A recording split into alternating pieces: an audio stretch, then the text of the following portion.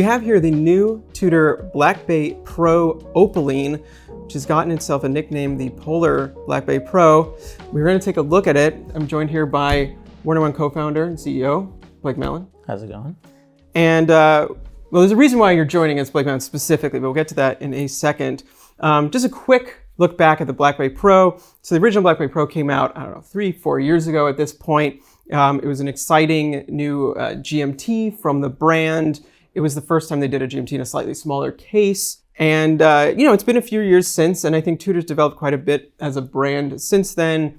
They have other smaller GMTs now, like the Black Bay 58 GMT. So this was honestly quite a surprise to me at Watches and Wonders this year. I didn't think they'd be going back to the Black Bay Pro currently, which makes this watch actually something I'm thinking about it's a bit of a weird position in its line. It's slightly an older model. It's not a master chronometer, but it's a very fresh take on the dial, and seems to be getting an incredibly positive response. So Blake, well, first of all, this is like your first time getting to see this watch in person. Like, just what are your impressions of it? What did you think when you saw it? Yeah, no, it's a good question. I think similar to my feelings about seeing the Black Bay Pro for the first time when it came out a few years ago, I think, again, one of the key takeaways is, Tudor's like developing this reputation. They don't really make a watch that isn't like really nice in hand. I mean, it just like sort of checks all the boxes for quality. I think, their designs, whether or not they're necessarily to your taste, are usually very well composed and thought out. And so like that immediately strikes you. And again, obviously like the thickness and sort of the dimensions of the watch are something that stick out to me, on their own, but also in comparison to the Polar that I own, the Polar from the 90s. But yeah, and also the opaline is really lovely, and I would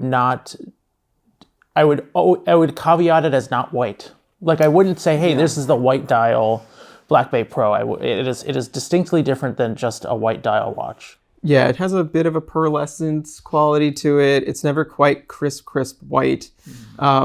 And that makes it interesting also. It's not like the lume doesn't quite match the dial exactly. But yes, you actually said the reason why I wanted to bring you into this specific conversation, and that's because you have owned a Rolex 2 Explorer Polar from the 90s, early 2000s? The 90s, yeah. From the 90s for several years now. Yeah. I'm actually curious, like, why did you, in the very first place, why did you pick up that watch? Yeah, I think I've learned over the years that I am drawn to white dial watches, generally speaking. It's a watch that, I saw it, here and there, occasionally got some on wrist time with it, and it just like it stuck with me, and it just sort of like was in my brain all the time. And even now they're comparatively approachably priced compared to like a lot of other like vintage or neo-vintage Rolex models. So that wasn't the reason that I wanted to buy it, but it was certainly like a qualifying factor. Like it's within my price range. You also got it before the COVID boom, so you got a really good time. Yeah, I definitely got it at the right time, and not to get too far in the weeds, but this watch, I'm not certain if it was refinished before I got it, but I'm nearly certain. But it was refinished very well, and I liked the idea of owning, again, a vintage, neo-vintage watch, but one that was in really excellent condition and almost felt new old stock.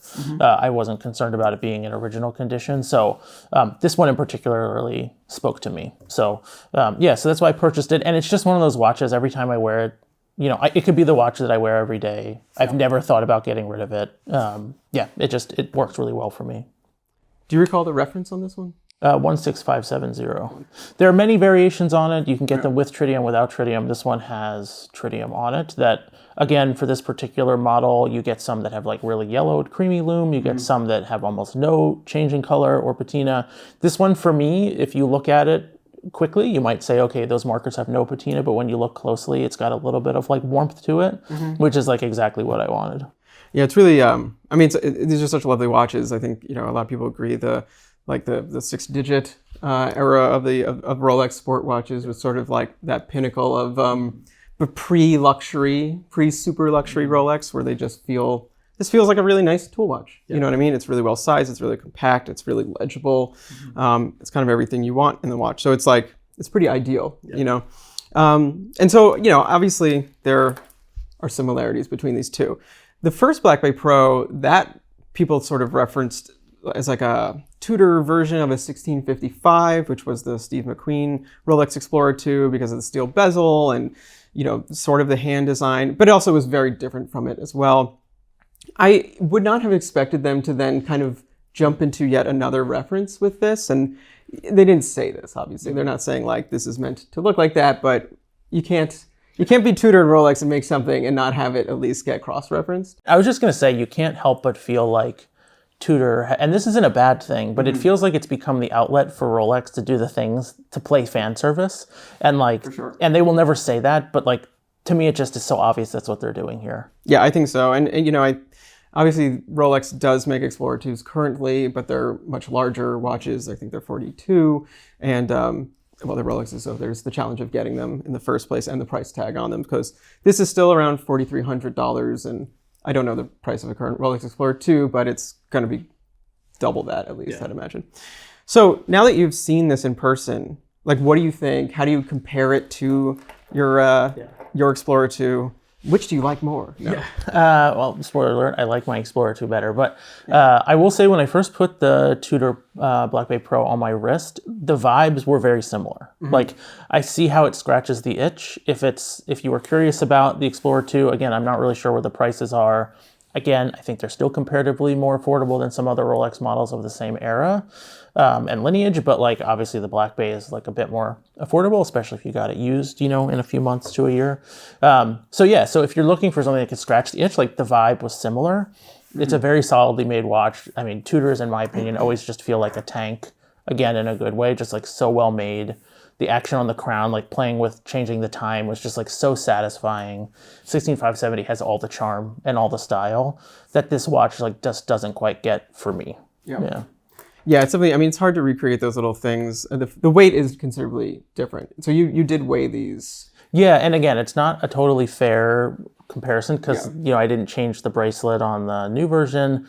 But yeah, my watch as it is currently sized weighs about 125 grams, and then the Black Bay Pro is about 175. Yeah. So I don't know if that's an exact apples to apples ratio, but I would say that it is considerably heavier. And then, as we were discussing shortly before we started filming, it's also just that top heaviness of the watch. Like, it is a thicker watch. I think it's 12.5 millimeters on the older model versus 14. This is like 14.6, and this is, you can see it quite considerably. Yeah, so you feel it on your wrist, and if the bracelet's not like super tight around your wrist, like, you can feel it kind of moving around on the top. So from a wearability perspective, like, again, I think I prefer the 16570. Yeah, I always felt that the weight was my biggest criticism of the Black Bay Pro, less even the height.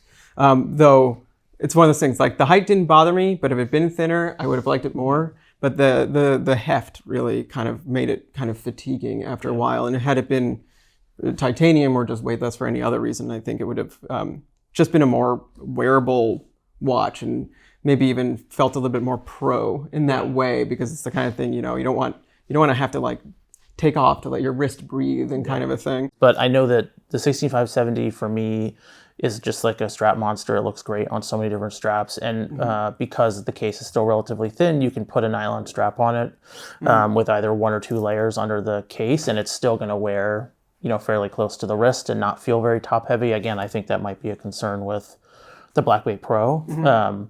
But again, I think all of these changes are in the purpose of making a more solid watch. So I don't think it's just sort of like frivolous. Again, personally, would have loved to see the watch a little bit thinner, but in not getting something quite as light and vintagey feeling, you're getting something that feels really premium. It's 20-odd years in the future from when this was made. Obviously, it has a very different movement in it.